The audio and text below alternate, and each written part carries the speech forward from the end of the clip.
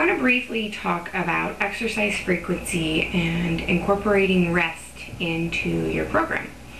Something I see kind of often with friends and family and clients is inadequate rest in their program, particularly with people who are new on the bandwagon to losing weight, gung-ho and ready to get rolling, and they don't want to mess up. So they work out 7 days a week, or they lift the same body part every day because they want to catch up, want to make up for lost time. It doesn't work that way.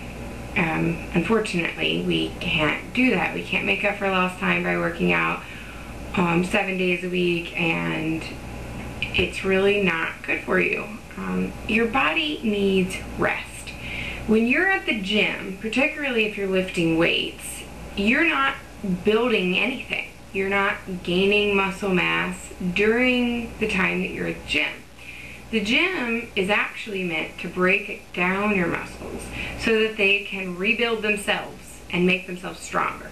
So when you fail to rest, or when you fail to rest adequately, your muscles don't have time to rebuild, and they end up only breaking down even further, which is usually counterproductive to what most of us want to achieve.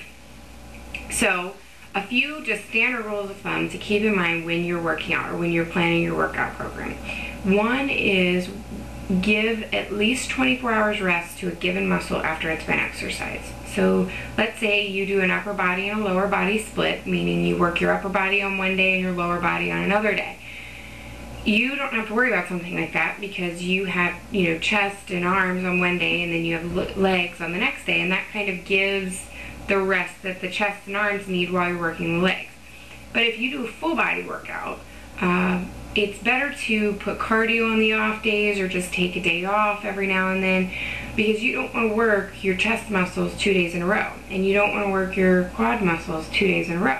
Because if you really work them out properly, you can't get an effective workout.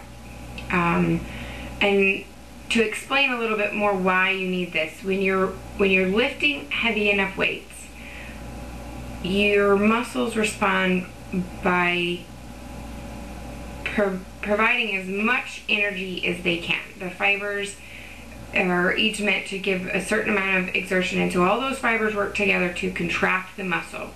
And oftentimes what happens is, on those last couple of repetitions, when it's really hard and you're not sure if you can lift that weight anymore, the muscles get little tiny tears in them. And it's not bad. Don't overreact or freak out. And I know it sounds kind of scary, like, oh my gosh, I'm tearing my muscles. They're little micro tears. I mean, you can't really see that. You can't see them. Obviously, when they're under your skin. Two, they're just too small. But what happens is, when those tears rebuild, they rebuild even bigger. Like, I'm sure you've heard of somebody broke a bone and it ended up healing stronger than it was before it was broken. And it's kind of the same principle with your muscles. So you want to make that happen. You want little tears to happen in your muscles, and then you want to give a minimum of 24 hours for that to rest. And if your muscles are still sore, they're still recovering. So it may take 48 hours or even a little longer than that, depending on how much you've pushed.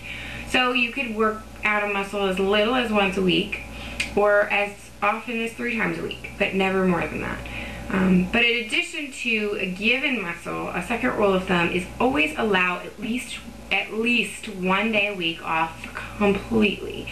It doesn't mean you can't be an active person. Like, if you enjoy gardening, that's kind of an active thing, or you're gonna go hiking on the weekend. Those activities are fine.